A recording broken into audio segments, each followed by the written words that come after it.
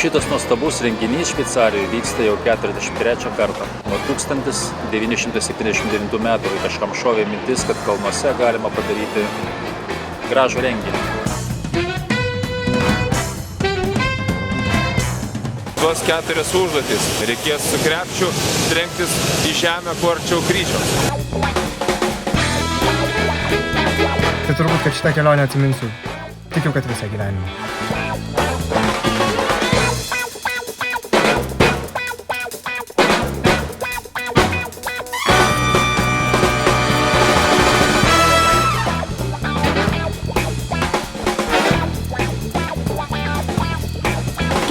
Jau, papasakokite, kasgi čia vyksta? Čia melžia. O kur karvė, jeigu čia melžia? Tai gal ne karvės, čia melžia.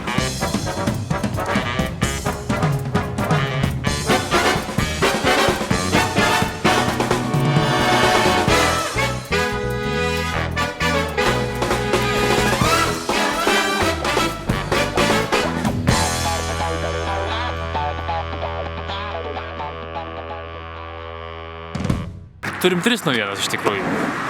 Viena pirma gera ta, kad mūsų Mitsubishi L300 pati geriausia mašina jau yra su šveicariška širdimi, su šveicariška stabdžių pompa ir generatoriu.